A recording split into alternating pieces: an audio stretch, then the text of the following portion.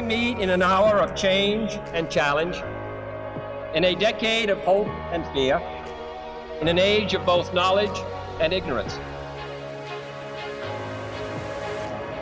If this capsule history of our progress teaches us anything, it is that man in his quest for knowledge and progress is determined and cannot be deterred.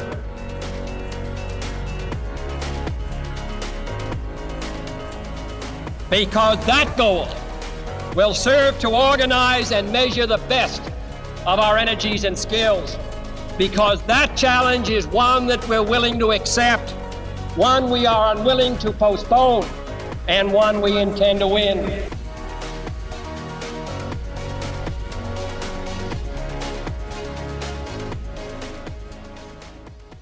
Welcome to another episode of the Energy Impact Podcast.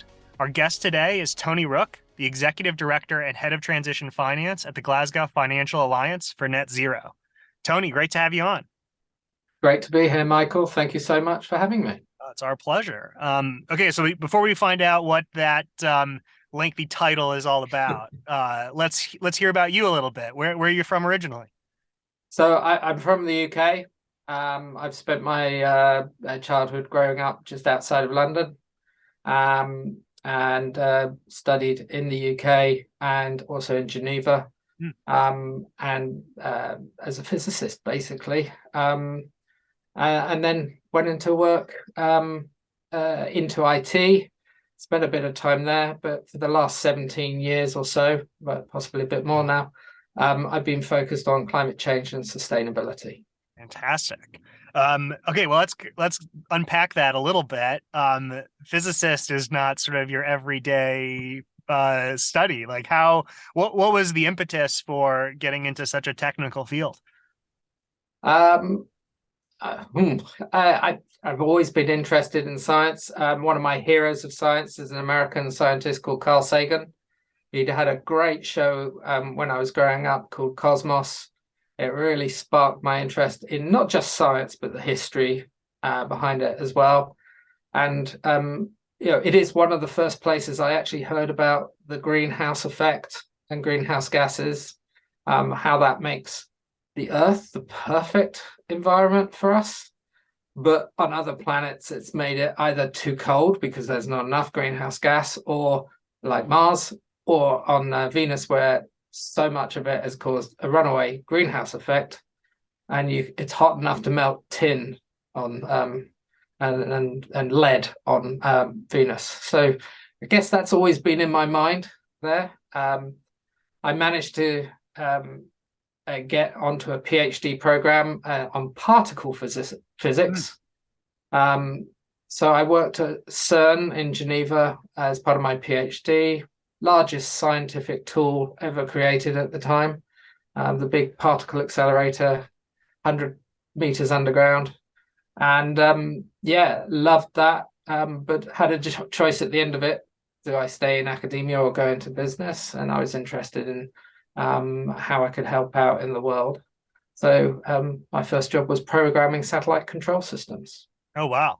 And what drove, I can't imagine how cool it would have been at that stage to be working on such a fascinating scientific project. What drove that sort of business versus academia decision?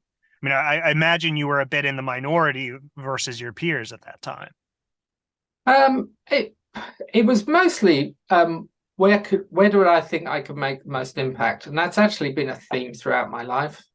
My career choices have been always, that's interesting, that I want to do that, that's interesting. And I had an opportunity to work on space programs, which was also an interesting part of my life, and an interest of mine. And one of the great things about it is I eventually got to work at the European Space Agency on there. Oh, cool. And so Earth observation, massive part of what I was helping support. I was at the European Space Agency when the first CREOSAT satellite went up, which measuring ice thickness. And it really sort of helped spark my interest. Plus, I also took a sabbatical just the year before and went traveling to all 7 continents as a sort of last chance to see the world of nature.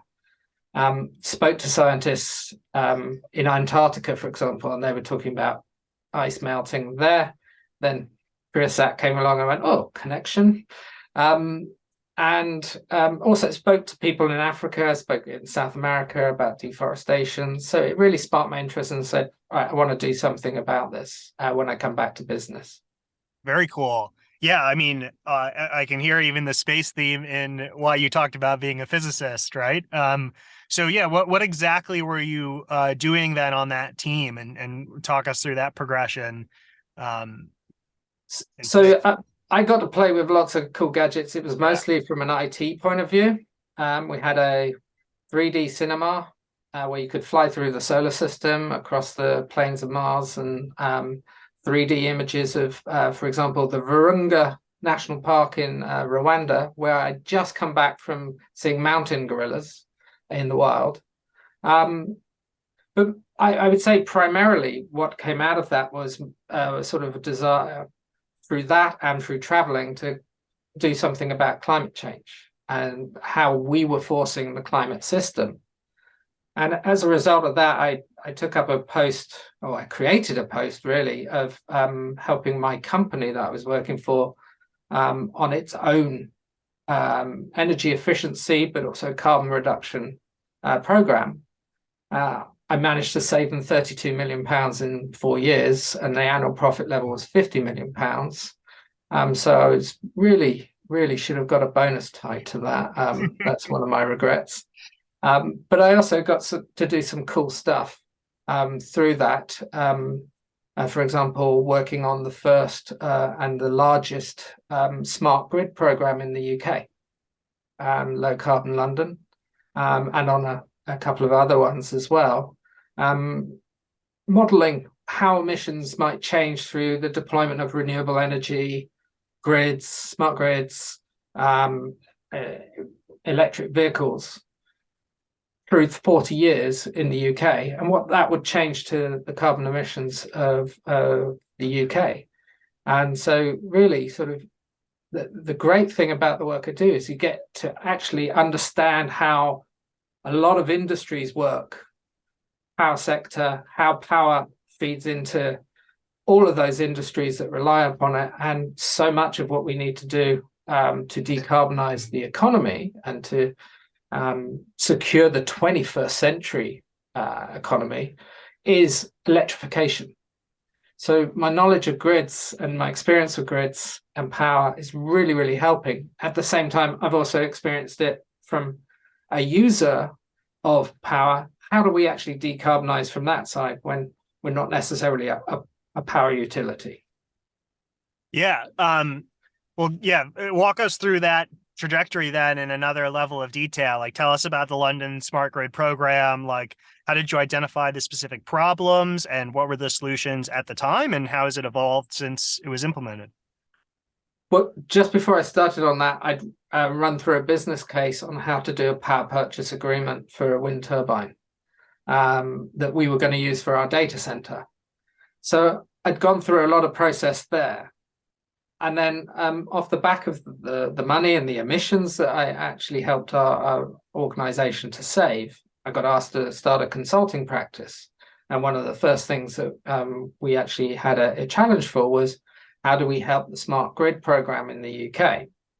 And the company I worked for was very uniquely positioned as a data provider into that sort of work.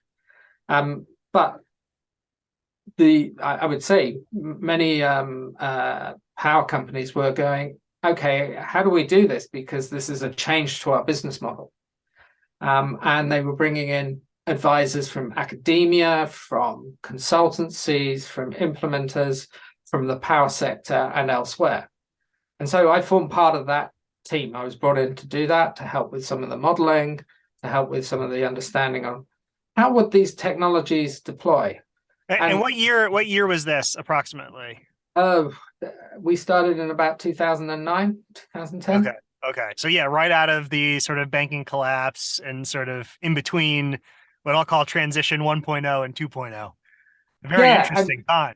And working with utilities that were used to being very streamlined, regulated, making sure that they were delivering cost reductions and the sort of optimized cost for consumers of power. But these are change management programs as much as anything else. So it was really sort of trying to help those utilities through that, as well as them having their own change management, but really bringing that sort of ethos to it. So yeah, a lot of learning. I would say everybody learning as we were going as much as anything else, because these are all, at the time, they were very new technologies. And now some of them are in the mainstay. Yeah.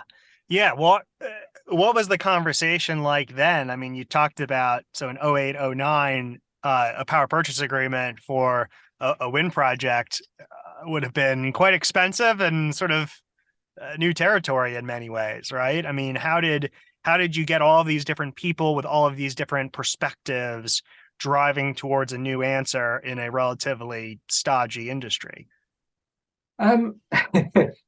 It's an interesting way to think about it. I would say it's you can correct my thinking, but if I think about the frameworks that I have from the US in that time, smart grids and distributed energy were not even a glimmer in anybody's eye, really.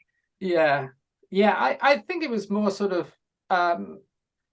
there was an excitement that there was something new, there was something different, and how did you channel that? And this is probably where the first sort of the pre-scenario analysis models were coming from. So it was the first exposure to actually trying to model things. And that was really, I think, a key galvanizing. It's like you had a lot of people very engineering focused. How do we make this work? How do we, what sort of cables do we need? What sag can we tolerate under climate change? But it was really sort of, well, how will these business models actually help the grid? What grid do we need as well? And those are still problems we have today. But I think, like all of this, when you're really sort of getting down to the nitty-gritty, you have to have models to sort of help people see guide paths through this. And the irony of that is that I'm still doing that sort of work to this day. Last year at GFANZ, I led the technical team at GFANZ alongside financial institutions to produce a report on how to choose sectoral pathways, sectoral scenarios, to shape financial institutions' emissions reduction targets, to shape their targets for helping the economy decarbonize. So the models have always sort of been there, but it's really there to sort of give a guidance on what the world of the future will be or could be, when it's definitely not business as usual. And how do you think about these models? In my background, right, it's like all models are wrong, but some are useful. I mean, how do we steer, or like, how do we walk the line? I'll ask it this way: how do we walk the line between trying to model an incredibly complex, ever-changing system versus kind of getting stuff done that may not be the optimal solution, but is an improvement, right? Like, how do you kind of communicate that balance to your stakeholders? I think the most important thing is to actually choose a number of models and see where there are similarities and understand what those similarities come from. Are they choosing exactly the same assumptions, or are they choosing different assumptions? How are they modeling? Are the different approaches coming with different outputs? And then finally, what is it saying? And it's really important to understand where the similarities are. And particularly, there is the two components in the work that I do with GFANZ and with financial institutions. What they want to know is sort of what is the science telling us in terms of how much we need to decarbonize, but also what is the industry telling us is feasible. And this is where it's really important to marry these models and choose models, not just one model, but several models that help you understand what the science says and also what is feasible. So what's credible, what's feasible, how you put those together, and then that's when the similarities tell you, well, there's a common path here. There's a common sort of guidelines or guide paths to how we actually do this. So, for example, in aviation, most of the ways to decarbonize aviation in the next 15 years are incremental. The only ways that you can really decarbonize aviation at significant levels in line with the science is through the use of sustainable aviation fuels. And if we look at steel, if you look at the pathways there, all of the investment that comes into these models, whether it's from the science or whether it's and science and feasible, tell us that 72% of the investment needs to happen outside of the steelworks. It's in the power infrastructure, it's in the hydrogen infrastructure, it's in the grids, the storage of both hydrogen and power. So there's a lot of common threads coming out of that. Now, as you said, will those models be, they're not predictive. They are just, this is a plausible world. Yeah. And it's important. That's why it's important to choose a few models to help guide you so that you don't put all your eggs in one basket. Yeah. And yeah, it's funny that you say that. I feel like the technical tools to do a lot of this already exists, right? Like you mentioned, certain like decarbonizing the electricity grid, sustainable aviation fuels, like the science exists. I sort of feel like one of these big barriers is this idea that it will also be cheap, right? And like, yes, over time it will be economic, but just the energy sector alone, trillions of dollars every year, that isn't inexpensive, right? I mean, I don't know, maybe I'm jumping to the conclusion and I shouldn't put words in your mouth, but like, yeah, how do you marry those technical glide paths, as you call them, with the investment and the market mechanisms to incentivize that behavior? So, I mean, one of the first things that in the models is trying to actually understand what the investments needed are. But also, I think it's really important to understand what business as usual models will tell you about investments. If we take sort of electrification of the economy, which is effectively a way of displacing some particularly unabated fossil fuels, then, you know, by going to electrification, if we take renewables or nuclear, yeah, there's a high capital cost to actually install these, but the operational costs should be coming like much lower. And that's particularly in the case of renewables. Once you've actually installed them, by and large, you know, there's a very low operational sort of cost to them, relatively speaking, or at least once the technology is mature. And that's exactly what finance was set up to do, is help you manage a high capital cost risk so you can lower your operational costs later. So I don't think any of this is particularly new in terms of risk sharing, risk appetite. It's about sort of understanding that also, you know, fossil fuel use for power generation, for whatever use, there's a high operational cost there because you have to keep buying it. And you're also locked into a lot of volatility, as we've experienced in the last 3 or 4 years, and certainly in the last 2 years post the Ukraine-Russia tragedy there. And that we'll continue to have this volatility on fossil fuels. But my real point is that if you can take that ongoing cost out by switching to something high capital cost at first, but has low operational cost because essentially wind and solar energy are free, then you actually change the investment profile. And that has the potential, if we tie it into also grid work, of over time reducing the cost of energy for consumers.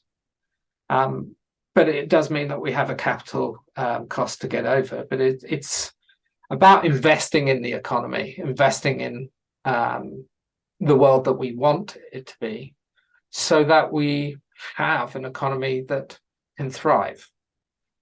I Yeah. feel like I'm making a lot of sort of generalizations, but that's what the models tell us. Over Yeah. time, Yeah. the price of energy can come down. And in fact, actually, I think the really interesting thing is when we go to this sort of low operational cost of energy, how that might change the economy in ways that we can't judge right now.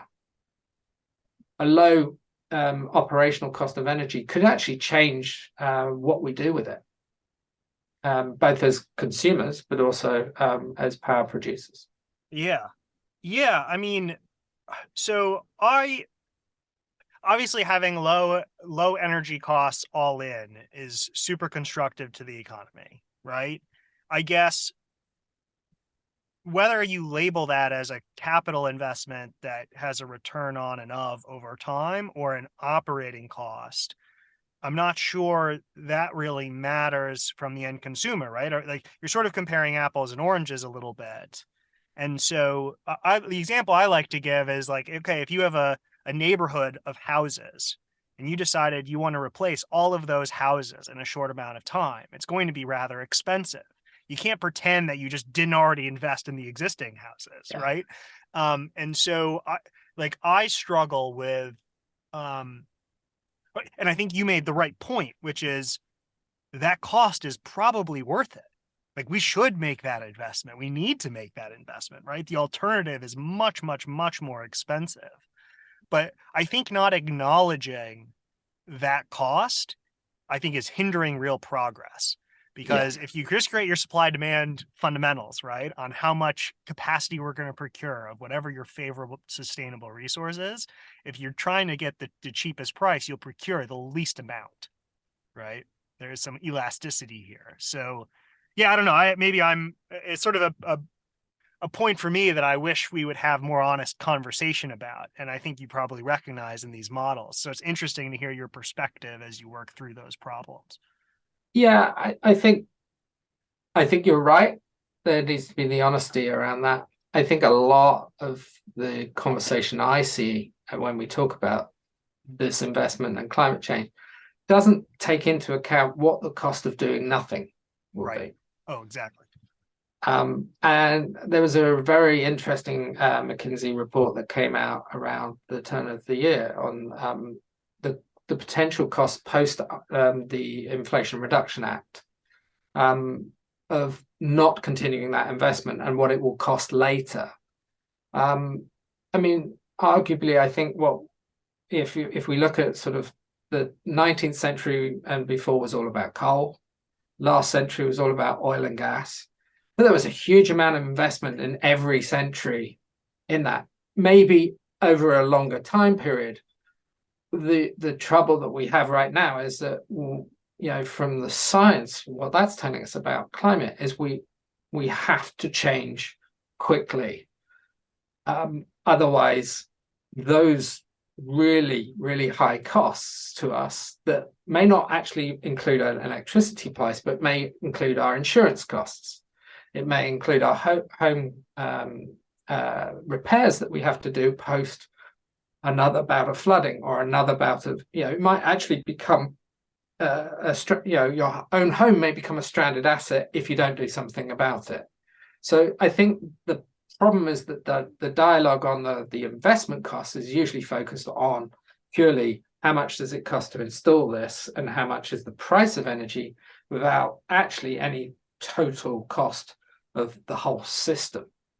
Totally. And that is a really hard concept, I think, to communicate politically, right? Yeah. Because it is a social negative externality that is almost impossible to price. And if you as if politicians writ large can push that cost or not talk about it or not kind of face that problem, we don't have to dwell on it because I think folks recognize that. Yeah, it's just like the examples you gave, right? The scaling up of coal, the scaling up of oil and gas, they're driven by this underlying profit mechanism, which is how we as a society accomplish what we need to accomplish, right? And so I worry that in this idea that well, renewables are free. No, of course they're not free. And if we paid Yeah. more for it, we'd have a lot more and a lot faster. And we probably should be doing that. But that is sort of I think that's just a hard conversation to have. I don't mean to pick on you about it free, but because I know what you mean. Like the cost of goods sold is zero, right? But Yeah. The cost of the fuel yeah, is really what I'm talking about there. Of course. It's challenging, I think, it's a very nuanced conversation. I'm very curious. You've seen a decade of this evolve, and it must be fascinating for you to kind of see that. I've had ex-colleagues turn around to me. I can remember one who worked for an oil and gas. He was a relationship manager for an oil and gas firm, and we were trying to do consulting for that oil and gas major. And he said, it's really, I can remember in 2010, it's a really hard conversation to have. I was just trying to get some data to them so they can make the decisions. And he did actually contact me on LinkedIn like 12 years later and said, Tony, you were right. It was quite a satisfying sort of thing to hear. But yeah, I think that the evidence is there and the conversation is there. It's just actually how you turn it into reality. And if I can give you a specific example where we're trying to do this. Yeah, great. We've set up something alongside local government, international governments, and like the US, Japan, the EU, called the Just Energy Transition Partnerships, JETPs. Specifically, two countries that we're working with there are in Vietnam and Indonesia. And the main focus is to try and help them retire early their coal energy, the power generation, and replace it with lower carbon generation, particularly renewables, but also bring forward those retirement dates. And there's a lot of nuance of what you need to go through here, but in many cases, the actual business case, because of risk appetite, because of other things, is not necessarily immediately forthcoming. But by working together through these sort of influx of public money, but also private finance, understanding the local situation, we're actually trying to overcome some of those structural issues and make it profitable to retire these early, but at the same time acknowledging what we've actually got to do is provide, and well, not we as GFANZ, but what needs to happen is energy is therefore provided to the end customers at affordable prices, but you also keep the employment going as well. And we've seen from a lot of models from the IEA, for example, there will be a change in jobs in this, but actually potentially there's going to be an upside in the economy and creating more jobs rather than less jobs.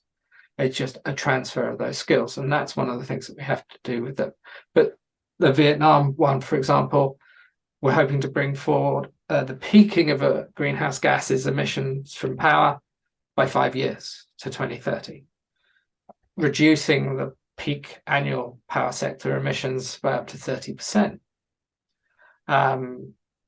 So there's a lot of good stuff that can be doing that, and at the same time providing power to help the development of Vietnam and Indonesia and support their industry and support their power delivery to their citizenry.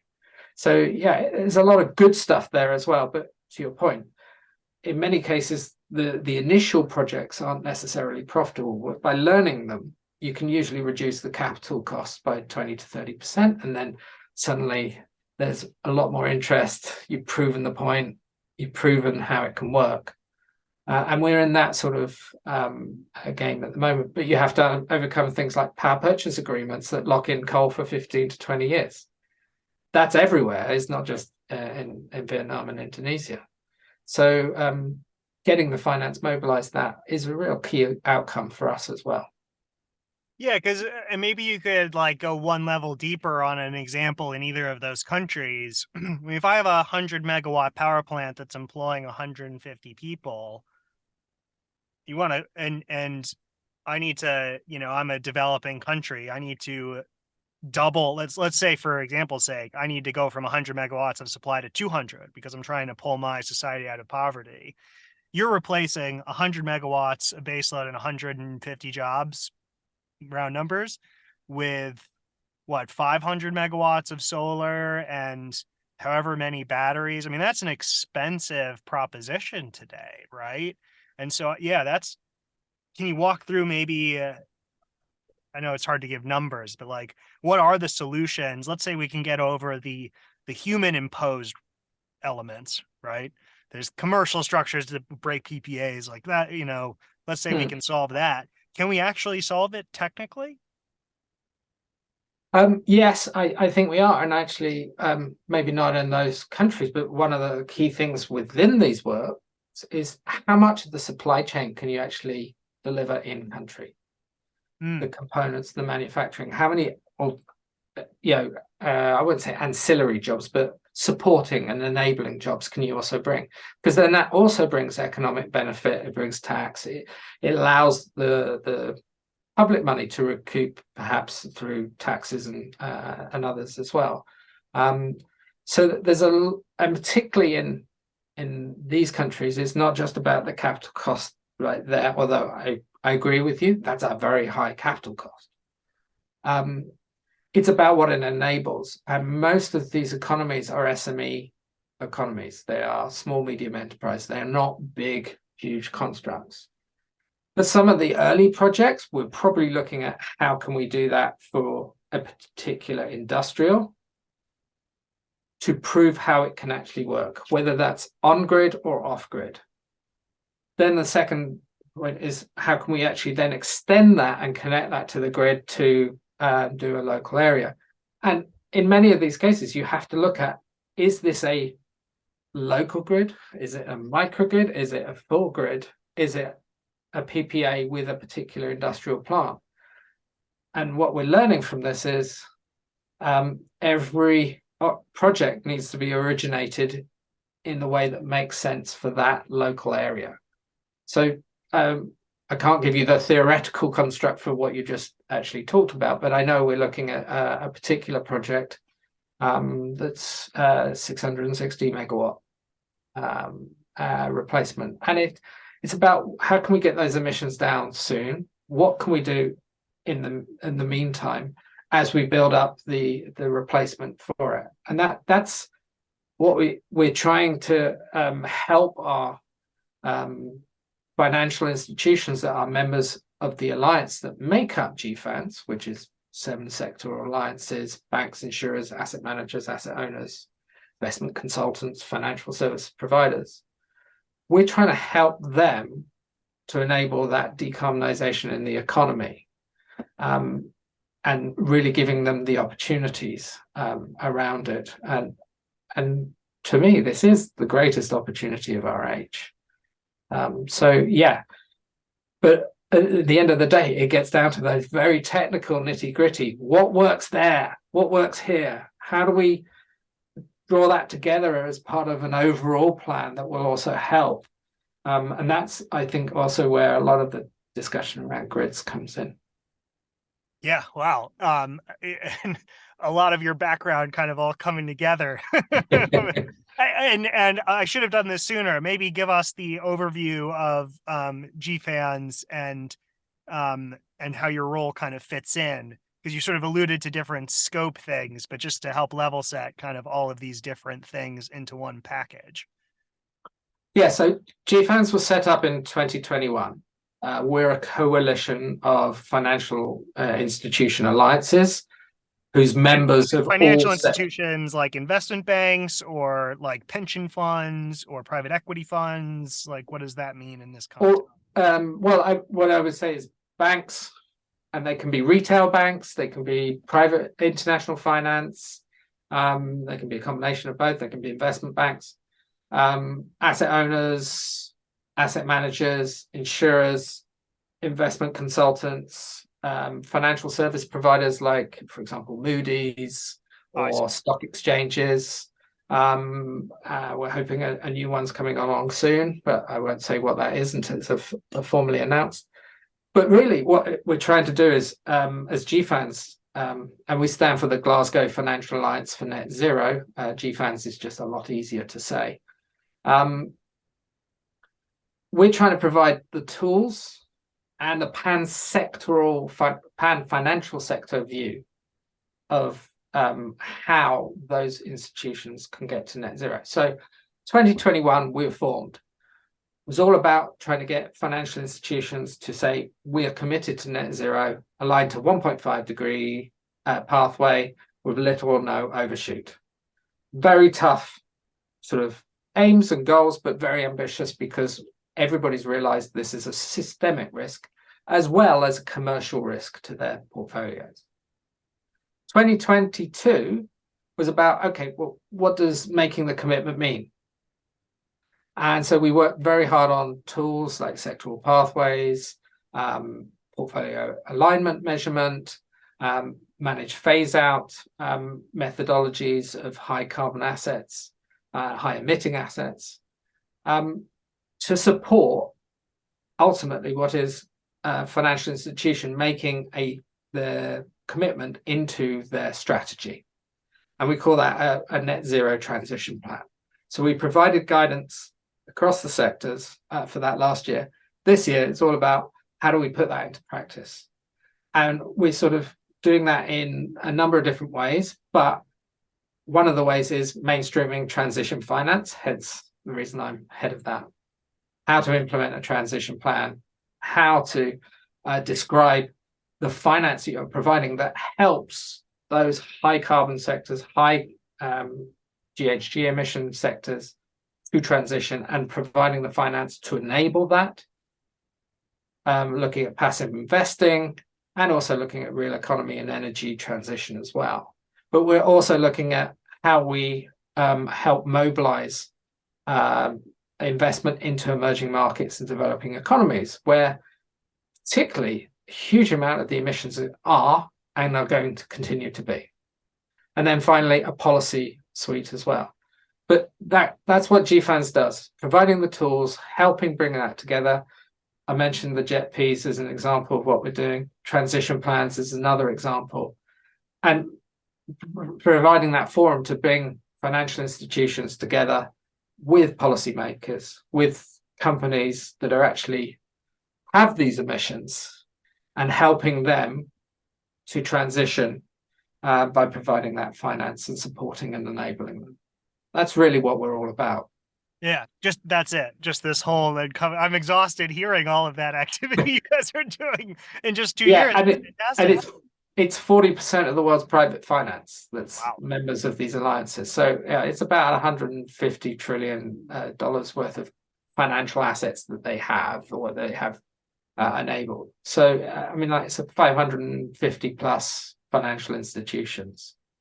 So there's a lot of different situations that they will find themselves in, and our sort of job is to try and elevate that as a pan-financial view, and mobilize that capital, because everybody can see that it needs to happen, and we're in the early stages, but we're already seeing some upticks on this already. You know, the IEA recently came out and said solar panel deployment is getting close to, if not is already at, the deployment rates that we need to achieve 1.5 degrees. If we just look at solar panels, needs to be more other areas. We're starting to see some of those. We're actually coming to the points where we're actually what we're trying to achieve, and we're still in the early stages. So it is, I hate the J word, but it is a journey. There's a reason why it's called transition and not called the end point. Well, yeah, I mean, I think that was sort of why I dove into the sort of detail, I guess, earlier in the conversation, because I love talking about it. I think it is so much larger, right? It's more enormous than anyone really can wrap their head around, just because of human bias and sort of the way the news portrays both the positives and the negatives is like very sensationalist and frankly silly. And you must see, I mean, yeah, it must be fascinating to deal with this diversity of investors with different risk appetite and different exposures. Because I think at the end of the day, that's where I come back to price. If we just sort of committed, and I know that's not realistic, but we just committed to sort of demand-led market constructs that compensated for what is a premium product, right? Then I think it happens a lot faster. It's just sort of supply demand. You're $150 trillion, all have a fiduciary commitment to the people that are funding that to serve that. Well, I mean, what we're seeing across the board is that actually, in many cases, it is actually commercially competitive to invest in what I call the 21st century. I hate calling it the green technology because it kind of makes it very polarizing. I think it is the new technology that will enable well, not even the new, some of it's actually quite mature now. The issue we've got is the speed that we need to deploy it at. And that I guess is where, yeah, that's where I think there's conflict in the messaging and how we talk about it and what problems we're trying to solve. Because I think looking back, the pace isn't what we need, right? And we're getting closer, right? We're like starting to catch up, but there are some real barriers looming around continuing that pace. And I am concerned that we are, as an industry, some of these have been bid down to such scarce margins or even negative margins at time, right? Think of the offshore wind guys. This is a booming market and they haven't made a cent, right? That's not a sustainable growth. Like you can't accelerate that, right? If you accelerate negative income, it's not a good thing. And so that for me is like, there just seems like there is a disconnect between some of the reality that I'm saying and some of the way we talk about it. And that makes me nervous. And I can't articulate it any better than that. And I'm glad smarter people like yourselves are working on solving that. That's very kind of you to call me a smarter person, but I don't think I am. I just think, in many of these cases, if it was an easy thing, we would have solved it already. So there is a lot of effort that's needed. I think the really important point to what you're talking about is it needs all parts of the economy working together on this. So you need policy incentives. You need policy to enable it. I mean, one of the biggest problems for us is planning at the moment, I would say. The Inflation Reduction Act in the US has massively accelerated not just the important rollout, but also the supply chains underneath it. And that, I think, has been a missing component. There's a far too much geo concentration of the supply chain, and that's not good for a variety of risk reasons. Sure. But it's economic. It's economic, right? It's I think economic. That's why I love, like, there's this, right? People are like, oh, we don't need subsidies anymore. But like, yes, like, I don't know. I think everyone does. It's why we want them. And then, right? And that stuff, whatever you want to call the market mechanism. Well, right? And you can argue that there are subsidies on the other side in the mature technologies, the oil and gas and unabated side as well. There are still continuing in many parts of the world to be fossil fuel subsidies. They may not be direct ones. There are subsidies on both sides. Yeah, I agree with you. There still needs to be incentives and subsidies. There needs to be some stick and carrot in that policy regime to, as you said, help make it economically viable as well to generate a profit. I often tell financial institutions, my point of view is that this is the greatest economic opportunity. It's also an economic opportunity where financial institutions can actually help deliver the 21st century economy in a way that's really positive. And banks in particular, but financial institutions often get sort of a lot of criticism for just being money-making machines and not caring about anything. But this is an opportunity for financial institutions to do good, I would say, as well as make money. And I do think you're right. When you get down to the detailed level, we're kind of at the bottom of an S curve on most of these things. So that's one of the reasons why it's not yet profitable, or not always profitable. But that's why we need those incentives in to sort of help kickstart that. And then I think we'll see more and more come through. But that also relies on the transition across many industries that also need that as well. So for me, the energy industry and the power industry is ahead of the curve. But it's still on the upward curve. And like all transformations, it's an S curve. It's not a linear curve.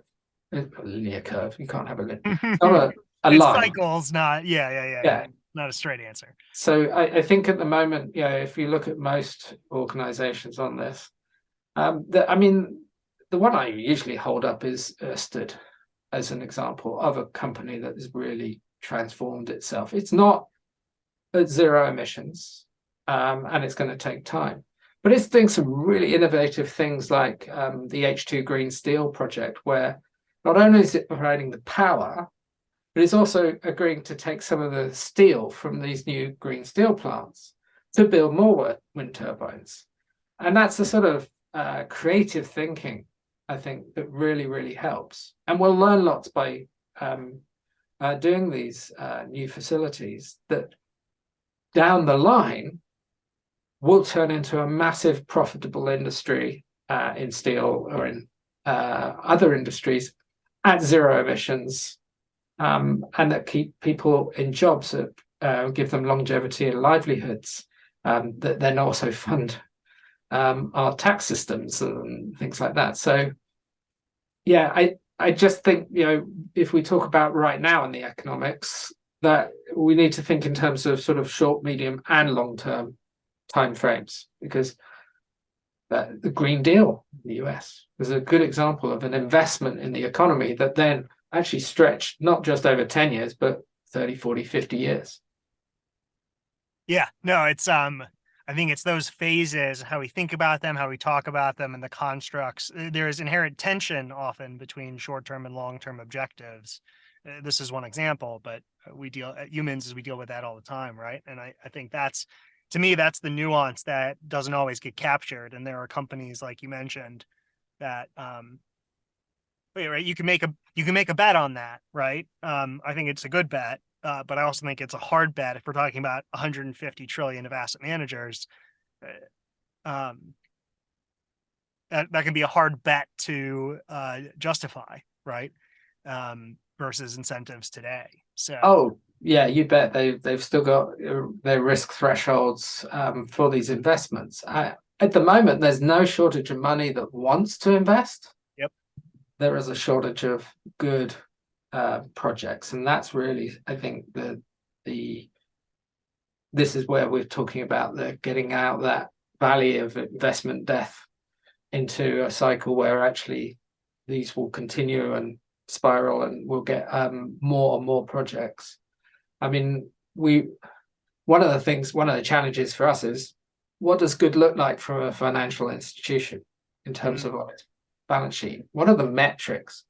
And they have targets with financed emissions, which are sort of measures of how is your portfolio decarbonizing. We're also developing metrics that help understand, well, what is the investment that goes into that? So, for example, we work with the Bloomberg New Energy Finance, and they delivered a report that synthesized pathways. We're back to pathways again. How do you make sense of it? That said, you need 4-to-1 ratio of $4 in clean energy solutions for every $1 in fossil fuel finance. And the reason that's really important is we need to keep the energy system going that we've got as we replace it. A lot of oversimplification in public discourse is fossil fuel bad, clean good, and it's only pure green, or it's brown is bad. But no, we need to keep that going as we replace it, as we provide alternatives to it. And then that number, that ratio of 4-to-1, which is a sort of average for the decade to 2030, needs to go to 7-to-1 and then 11-to-1 in the following. decades. And what we're seeing is an upturn in that. I mean, 2020, it was about $500 billion in energy transition investment. 2022, it's $1 trillion. If we continue on that path, then we're getting up to there. I mean, it was ratio in 2020 was about 0.7 to 1. In 2022, it's 0.9 to 1. We're seeing this upturn. We're seeing that acceleration. So, I just think there's some hope there, and with that, economies of scale, we'll see potential rewards returning faster. Yeah, absolutely. Your comment is so true. It's not a capital shortage problem. It's a good project problem. And I couldn't agree with that more. I think if there's one takeaway from this conversation, there's lots, but I think that's the message that resonates with me particularly. I didn't give you a lot of time to talk about your expectations for the future, but I do like to make sure to ask, what are you most excited about over the next decade? For me, it's seeing that we now understand what those solutions are in the majority of cases, and it's really channeling that finance to those solutions. It's seeing the green steel plants, the green aluminium plants, the sustainable aviation fuel, the power generation, but also the power grid, the supply chain for that. I'm really excited about the economic opportunity to redefine how we do things and to actually take ourselves in a positive way in the economy. There's too much, I think, at the moment in our political discourse, in our social discourse, which is anger, which is that sort of thing, is a negative. And for me, this is massively positive, and it's a global phenomenon. So maybe I'm a glass is half full type person. It does mean some change, but it's a positive change, and we can embrace that. So what I'm most optimistic about is this has the potential to be positive, to bring investment to areas that have suffered from underinvestment. And we can see that through the IRA already. We can see that from Renew Power, EU Repower EU. I always get that wrong in my head. There's always new names every couple of years. It's fine. Yeah. Well, the latest one is the Net Zero Investment Act, Industrial Act as well, which is a little bit confusing for us because that's the Net Zero Insurance Alliance as well. But yeah, we're seeing these positives. We're seeing actually the start, I think, of a race on this and the economic opportunities. The technologies that are coming out, we're just at the start. Some of these technologies that we're talking about now are just first, second, third generation. The fourth, fifth, sixth generation technologies are just so powerful. So all of it is so exciting to me. What we can do, how this can be really transformational for us. And the power sector is at the heart of everything we do. Amazing.